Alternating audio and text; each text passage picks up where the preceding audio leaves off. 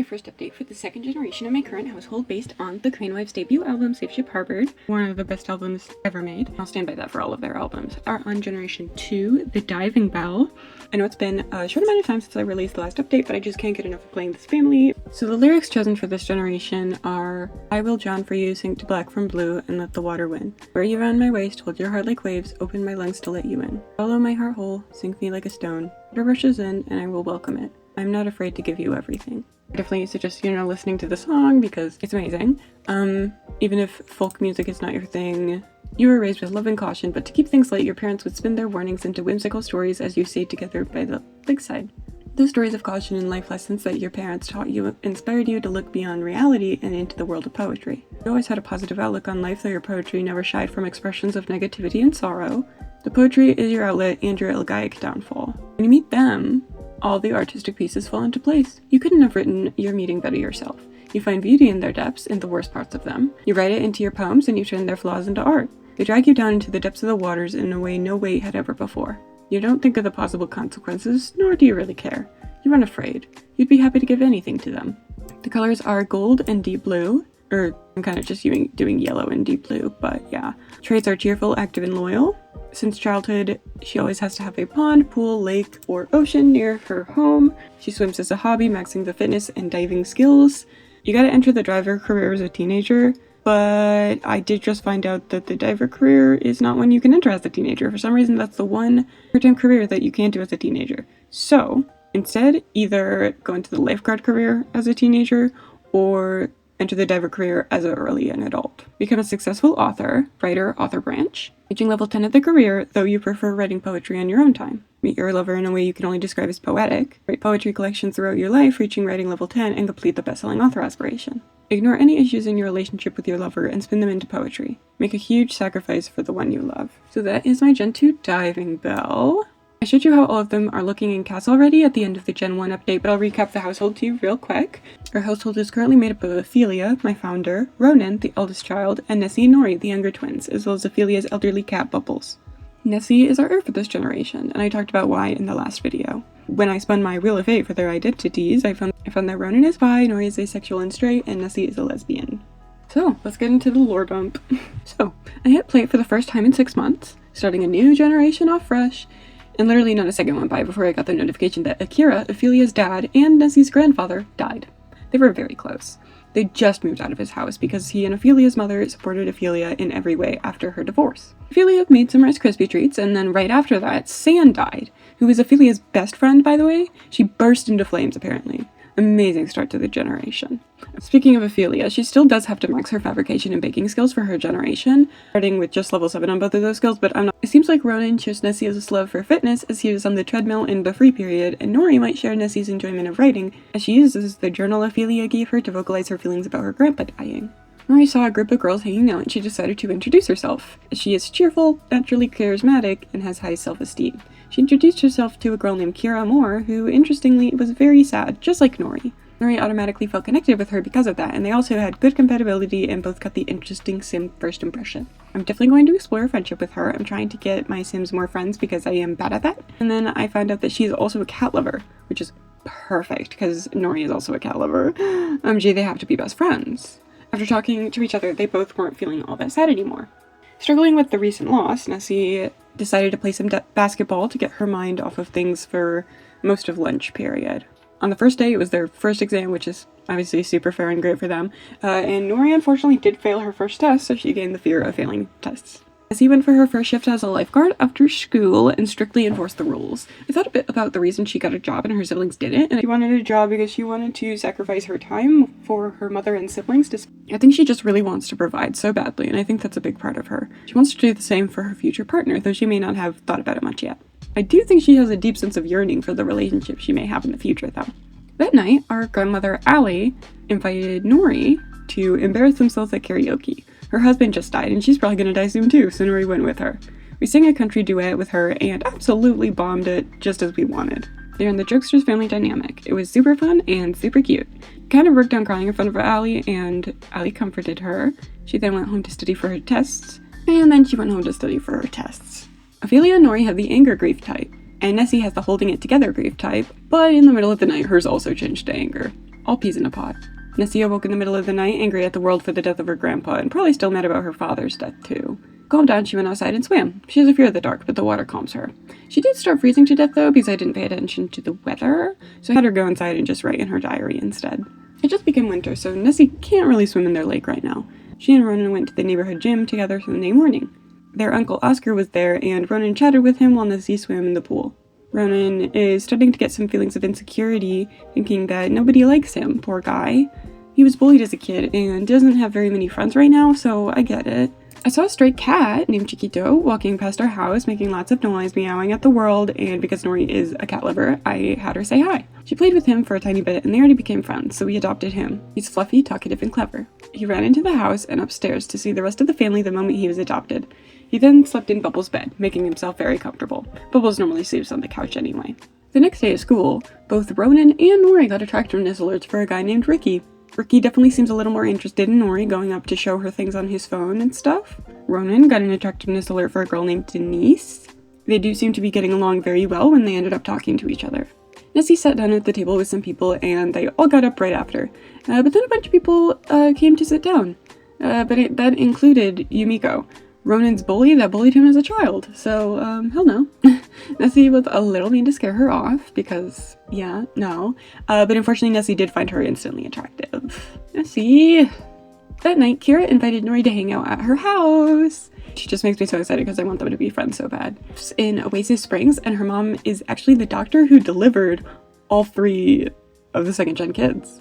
Small world. They gained a lot of sentiments by hanging out, and then Kira made dinner for them to eat outside on the picnic table. Very cute.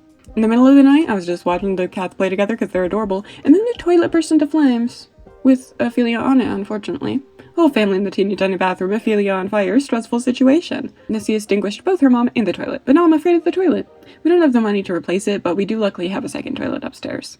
Ronan got 3 attractiveness alerts this morning at school. I'm finding he's constantly having alerts for people he thinks are ugly, just doing it for fun at this point. And then he got a 4th for Mandy, his childhood friend, but he thinks she's really unattractive. Mandy does have a crush on him though, so that's a little awkward.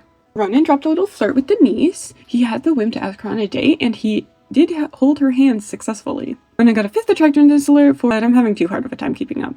Nessie didn't get much sleep last night, and she was busy saving her mom's life from the toilet, so she picked a cup of coffee off the ground and drank it in the lunchroom. She then gained the fear of crowded places. Real. I fear socializing just isn't for her. I'm bad at making my Sims have friends, but I do think that she doesn't really want many anyway. She's got 2 built-in best friends to start anyway. Ronan accidentally implied that his classmates look like a llama twice today, and failed to save it both times. Ronan got a 6 attractiveness alert. I'm just gonna ignore it now. The cats, I notice, literally play with each other on the floor, on the table, on the couch, wherever, all the time. It's adorable. Unfortunately, Bubbles is very old, and I was thinking it's gonna be really sad for everyone, including Chiquito, when he passes. And then while I was thinking that, Bubbles passed away. Yeah, I'm gonna cry. Nessie went down to write her feelings in poem form, and then Allie died, their grandma. They always have to come in damn pairs, don't they? Nessie wrote a long-form poem called Death Comes in Pairs. Nessie has been so sleep-deprived at school for the past few days, so she's up in the middle of the night writing her second long-form poem, Awake Forever.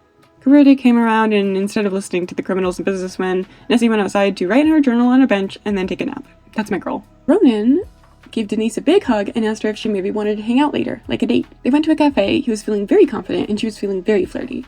But 2 seconds in, she asked him to take things back to his place. He did not want to. The rejection was far more dramatic than I was expecting, so I hope I can salvage this. But she did continuously reject every single flirt after that. She said she was enjoying herself enough to where she wanted to extend the date. She asked to extend the date again. We're getting some mixed signals here. Somehow the conversation turned unpleasant and she looked quite bored of him. They had really good chemistry in school, but I don't know if this will work. At least not romantically. I won't let go quite yet, but yeah. I don't know what she wants. He tried to apologize. I'm not really sure what he was apologizing for, but she rejected him. I ended the date and they gained romance because the date went well, apparently, but that's the only reason they have a romance bar now, because she refused to get the romance bar up the whole time. Which would be fine if it was for any other reason other than the fact that he rejected going back to his place. Noi does her homework, she sits in all her classes, but somehow her grade is down to a D. Yesterday, Nessie became a B student even after skipping a class. How did that happen? Maybe Nori just struggles academically, but I can't get her a tutor or anything, and after-school exam prep won't work for me. It's night on the town, so we went out to eat as a family. Nessie and Ronan sung for the holiday occasion, very cheerful. I wrote down their orders because I think that's fun. Nessie has started to have a bit of a coffee addiction, so she got coffee and a BLT, which somehow makes a lot of sense to me. Ophelia got butternut squash soup and water, and Ronan got a root beer float, baked potato. And then Nori got a grilled chicken and a fizzy fruit drink, which was the chef's choice. That night, Ophelia woke up with food poisoning, and then Nessie did, then Ronan. So, we're never going to that restaurant ever again. In other news, Nessie autonomously made a will, which is somehow so very her. Chiquito loves sitting on the counter next to the cookbook and window, but he keeps getting stuck there. But he loves that spot so much, I moved the cookbook so he can be there all he likes. Inspired, Nessie befriended the kitty and wrote a new poem, The Cat Behind the Cookbook. For whatever reason, Kira invited Ronan to the romance festival. He didn't go with her, but now that I know the romance festival is in town, I kind of want to go with the siblings. So we went, got some tea, and got some readings from the romance guru. She told Nessie, love is often found in the place you least expect to look, and you will find your romantic destiny soon. In other news, Ronan autonomously befriended a stray cat named Crystal, and now attempted to adopt a stray kitty for each sibling. But before he could adopt her, she left, and when he called to invite her to the lot, she said she was sleeping, so. Nori kept getting whims to flirt with some guys, and one of them was at the romance festival. We chatted with him a little bit. He flirted with her multiple times, and she actually rejected his advances every time. It kind of seems like she likes the idea of it, but every time he actually tries to flirt, she chickens out, or she just doesn't like him like she thought she did. She does find him very unattractive, actually, so that checks out. Also, our grandpa on our dad's side, really uptight guy, supposedly, showed up wearing fishnets, and his wife came with very, very tall heel boots, just towering over the rest of festival goers. This afternoon, Ophelia went to have a bake/candle sale at the community center. Unfortunately, nobody bought anything at all, so instead we tried to meet some new people. We met a woman named Ahana, who we have amazing compatibility with. Though we find her untrustworthy, she finds us proper, polite, and reasonable. We became instantly friends though, which is cool. Monday morning, 2 a.m., Oliver came inside our house, extremely blue, turned into an icicle, and died. At this point, I'm sick of this. Okay, I'm sick of this. We've had 4 Sims already die this generation. Oliver ain't dying. Oliver's Ophelia's brother, by the way. The kid's uncle. And we are very lucky because actually both Ronan and Nessie are feeling very confident. So Ronan demanded he be spared. It worked because Grim thought Ronan had a death frog in his inventory for some reason. Ronan definitely didn't, but I'll take it. Grim actually stole Nessie's journal after that. He just picked it up and tried to walk away with it. And then with the self-preservation skills of a rock, Nessie and Ronan go outside and jump into the freezing cold pond. They both turn blue. Get inside? After getting back to safety, Nessie jumped back in the fucking water. She really will drown for you. Sing to black from blue and let the water win. Get out! When the kids went to school, we got some new students around. Ronan went to work out with Denise. He keeps getting attractiveness alerts for her, so I think he's definitely not done with her despite their very strange date. Ronan met a cute guy named Barry and finds him attractive. For some reason, at lunch, Ronan's middle school bully, the teenager who bullied him when he was a child, tried to sit next to Nessie again, so we were mean to her again to try to get her to stop sitting next to us. We went to a poetry night at Thrifty. She didn't even know it was poetry night. She just came to write some. Like, you know, going to a coffee shop to write your stories. That's a pretty normal thing people do. But no, she's wondering if she should share her poems for the first time at the open mic. She saw some girls from her school there, including Denise, and that definitely scared her. But she thought, honestly, screw it. I kind of want to try to share. So she read a pretty vulnerable excerpt from Death Comes in Pairs. She noticed a girl paying particular attention to her routine, and when it was over, the girl introduced herself to Nessie. Jeanette Famuana. They got along pretty well, and the way Jeanette was looking at Nessie, it was undeniably flirty. And no way, she is our coworker? I didn't know that. Maybe she's on a different shift, but she's also a lifeguard. And Nessie does find her very attractive. Nessie's needs were pretty bad, so she went home. And when we went home, Nori was freezing to death, and there was a cute dog outside. We got Nori inside, obviously, but then we went after the dog. So his name is Apollo, and he's very old. He's about a week away from death. Something is beautiful about Nessie, maybe giving him a great last week. We tried to meet him. He's friendly and vocal, and he had fun playing with her, despite being an old boy. He's also a troublemaker, but I don't really care. Then another stray came walking by. He's also an elder. His name is Golby, and he looks like an orange version of Apollo. I fear I need them both. We're just gonna give them both a good last week. Golby is also a troublemaker, as well as a playful hunter. The kids spent all morning with their new elderly dogs. They are so stinking tired today. They all lined up for the coffee pot, but Ronan doesn't seem to like coffee like Nessie does. During lunch, Nessie talked more to Jeanette and got a attractiveness alert for her. Love that. I'm excited to see where this goes, especially because Jeanette is a very pretty townie. When they got home, Nori passed out from exhaustion and then went to make snow angels outside. These kids love snow so much, but they can never get their priorities straight. Wednesday morning, both Nessie and Ronan got attractiveness alerts for Jeanette's sister Brittany, which makes sense. Brittany is Jeanette's twin, so it makes sense Nessie would find her pretty.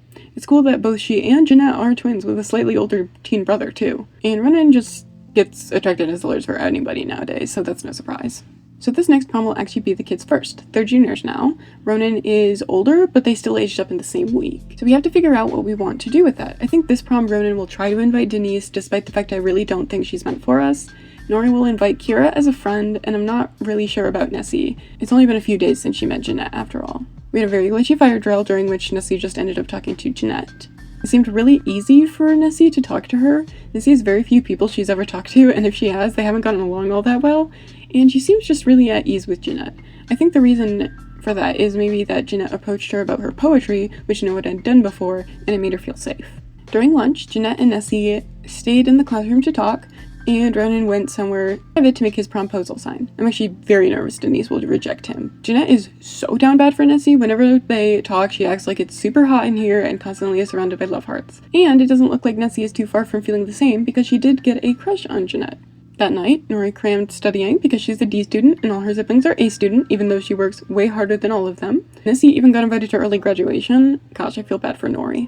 The cat that Ronan met at the Romance Festival is back. Ronan doesn't have a pet that he primarily cares for, unlike his siblings, so Crystal, welcome to the family. Crystal is a free-spirited, playful, and frisky pet, which means so now we got a full house. We've got Golby and Apollo, our little Crystal, our free Chiquito. I love them all. I just found out why the family loves swimming in the freezing cold pond so much. For whatever reason, they feel like they have to swim in the pond in order to mourn Bubbles. Why? I'm not sure, but I'll be moving the gravestones. I did find that Golby and Apollo came from the same household. They came from a household with 4 other dogs, 2 that looked exactly like Golby. They were raised by one woman who seems to be newly deceased. It's nice to know they had a loving home before us, too. Nessie was inspired, and she started writing a poem about their past life, and the animals could have easily become separated with the death of their human, but Golby and Apollo had stuck together until Nessie found them. It's called The Grey Wanderers. Speaking of which, the house is so lively now with all the pets. They all love to play with each other. Even with Bubbles as a ghost. It's adorable. On Thursday, Nessie gifted a copy of The Cat Behind the Cookbook, her most recent work, to Jeanette in appreciation of Jeanette caring about Nessie's poem. She does have the whim to ask her crush out, so... Jeanette is boasting that she kissed a lot of people before, which I don't know if that's true, but she's definitely trying to impress Nessie. Jeanette seemed really touched by the gift, and Nessie decided at lunch she would ask Jeanette to go to prom with her, as friends. Jeanette made a new, great quality promposal sign, so at lunch we will also ask Denise to go with us. During class, the class was talking about cool startup ideas like beanbag chairs and epic snacks, and Nessie being Nessie thought a good pitch for a cool startup idea was fair wages. Her classmates did not like that at all. She lost relationship with almost all of her classmates for suggesting that. People she hadn't met before now have a negative relationship with her, everybody in the damn school. Poor Nessie, she just suggested fair wages, like gee. But before we could ask Jeanette to go to prom with us as friends, she actually asked to go with us, not as friends. I don't think she was outright like, let's go as like a date, but she probably didn't say as friends. And I think they're probably both like it better that way anyway. During lunch, Jeanette met Nori and Ronan. They seemed to get along swell. Looking deeper, Jeanette's household is made up of her teen brother that's older than them, and then she also has a twin sister and a younger child sister, but she doesn't live with any like parents, but she does live with the school janitor, but they don't have any like relation. It's time to propose to Denise, and I am scared of her, low-key. She rejected his flirt beforehand, and then she rejected his promposal. And I'm so sad for him. I think this would be the end for them then. Nori and Kira became best friends forever and became prom dates as friends. That night, Denise showed up at her door. Dude, why? You just rejected her promposal, but whatever. Maybe she still wants to be friends? So he asked, do you want to just be friends? And she got mad and swore at him. On exam day, Nori is absolutely terrified of failing, so she's studying as much as possible beforehand. After exams were done, all 3 kids had a rough exam day and should have studied harder. Excuse me? I get Ronan and Nessie. Though they're both A students, they didn't do their homework, they didn't study. But Nori studied until she could no longer study and did all of her homework. The game wouldn't let her study anymore because she was just that prepared. How is she meant to study harder? I am so pissed for her. I don't know why she struggles so much with school, but I wish I knew how to help. She's going to stay after school, talk to her professors, do her homework, and study for their next exam. I got her a strawberry matcha latte boba tea as a treat. The next day was Winterfest Eve and prom day, so the kids are helping Ophelia make a pie. They also got a cute mini tree and decorated it with some blue bells. Some blue and white bells. Unfortunately, my game decided to not let them go to prom, which is very disappointing. I invited Jeanette over for the evening, but it was kind of uneventful. Father Winter came around and gave Nessie a fossilized sea monster, and wow, isn't that perfect? It's partially named after the Loch Ness Monster after all. We started Winterfest with a ham dinner at 1 p.m. Oliver came around and we opened presents together. Ophelia unfortunately got a lump of coal, Ronan got a toy train, Nessie got a future cube and hated it, and Nori got a... No? Who put that there? She loved it at least. Hope and Lance, which is kids' grandparents on their dad's side, died, which I don't really care about, but Ronan is devastated about losing his grandparents, even though he really didn't know them. We opened presents again, and Ophelia got a large pet poop. I blame Nori, I keep seeing her sneak in prank gifts. Ronan got a baby gnome, and likes it a lot. Nancy got a whole robot vacuum, and Nori got a whole gaming mat. Ophelia better get an amazing gift by the end of the night, I swear to God. Ophelia carved special candles for her kids, a green one for Ronan, blue for Nessie, and yellow for Nori. Nori didn't like hers. She's been giving her mom poop and coal and doesn't like her mom's handmade gift? That's unfair.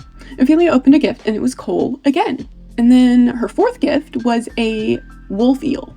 Nasty. Nessie finally finished her poem, The Grey Wanderers, and made a copy to give to Jeanette. They became best friends, and I think Nessie is starting to wonder if she could try to make a move. The idea is foreign and terrifying to her, but she started writing a confessional poem because she could always keep it to herself, if nothing else. When we got home, Gulby and Apollo passed away. I'm so sad. We only had them for a week, and I knew they were going to only last a week, but they were such beautiful additions. She started writing a sad book called Die Together.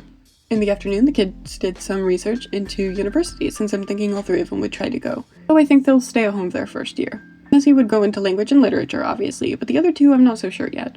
Maybe Nori could be a reporter or journalist, being good at charisma and writing. We got a surprise call from Bridget Bassett, a very old friend of Ophelia's from high school. She wanted to come over and hang out. We invited her and her wife over, Aya, who was probably Ophelia's second closest friend in high school. When Aya came over, I realized she was pregnant, and I soon realized that she is actually in labor, with triplet boys in my house. Why does every single NPC in my game have triplets? Anyway, well, 5 kids told together, we actually go to school with both of the older kids. Anyway, we'll have to catch up another time with Bridget and Aya because they're about to have babies. In the middle of the night, Nessie woke up to cry over the dead dogs. Speaking of which, the dogs are dead now, which means we have 2 extra household slots. Of course means the cats are mating right now, right next to Nori's bed.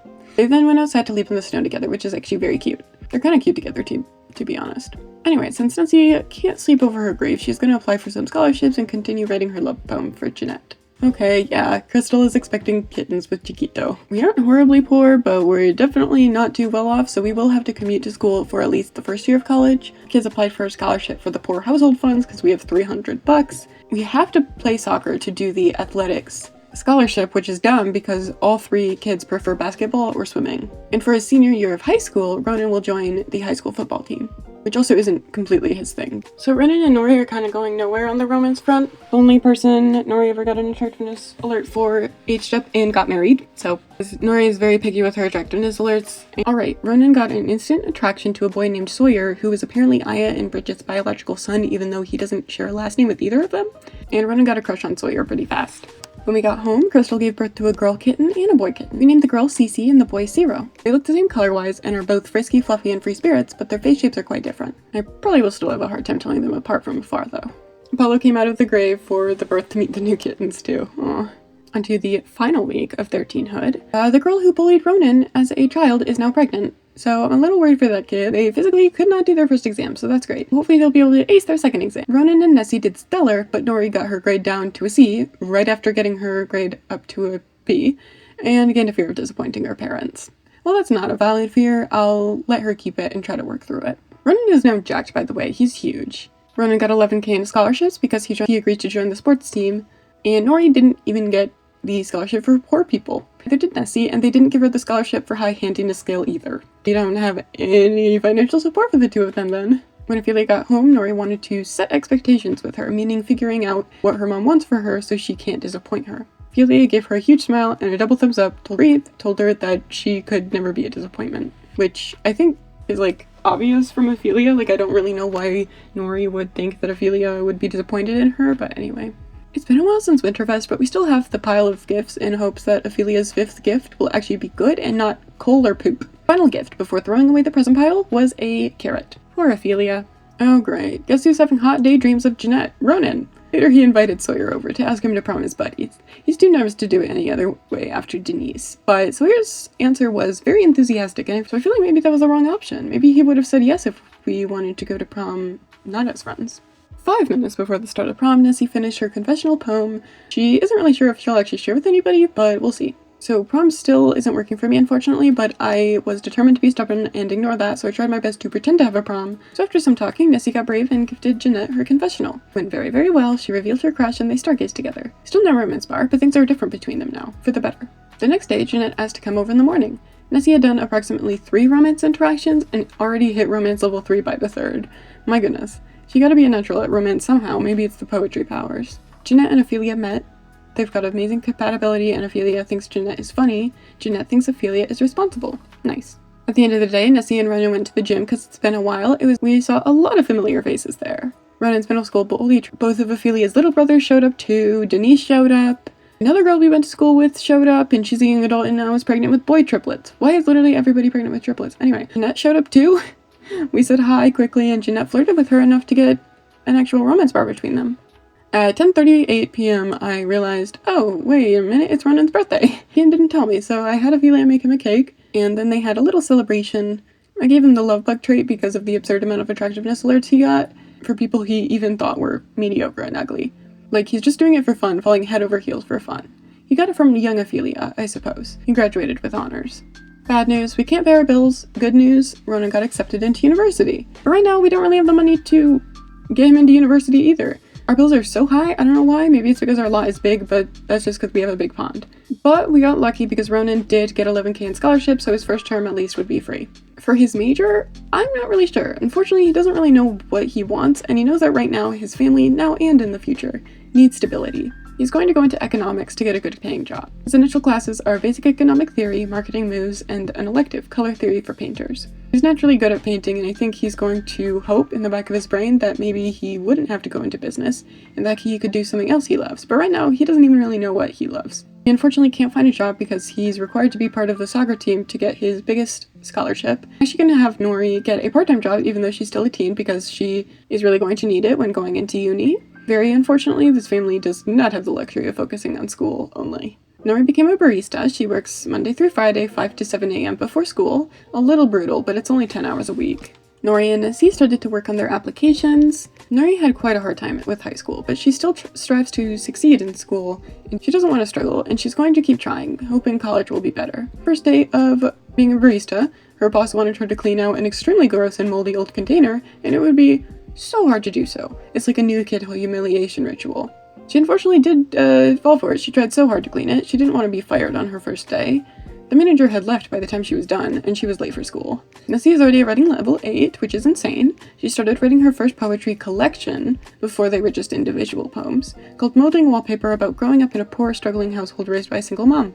Her previous 5 or so poems, which were longer poems, will be sprinkled throughout the book. Though all her poems have been excellent from the start, she never felt as if she was good enough to sell her work. The times are real tough, and selling her poetry could help the family out more. We have been keeping up the tradition of gifting a copy of our works to Jeanette each time we finish one, and this time is no exception. Jeanette seems to really like our work.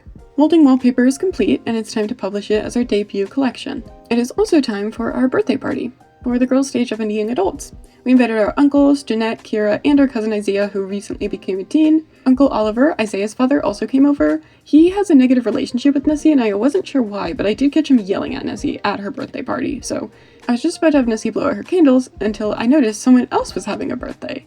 The kittens are becoming adults alongside the twins. Now Crystal, Ciro, and Cece look very similar, but they have different phases if I look real close. Nessie is just with a cheerful trait because she's cheery enough to overlook anything bad, and Nori got the idealist trait because I think it's a good trait if she was going to go into journalism. To end their birthday, Nessie took Jeanette to show her the pond in their backyard. Held her hands, recited poetry, all the things that a poet in love tends to do. I had to briefly interrupt because while they were sweet-talking, Ophelia was digging in the trash behind them. Then they had their first kiss. I thought it would be a nice way to end off this era of the generation. Jeanette stayed over to the night, I don't know, just be next to each other. They're real cute. And that is it for the teen years of Nessie Crane.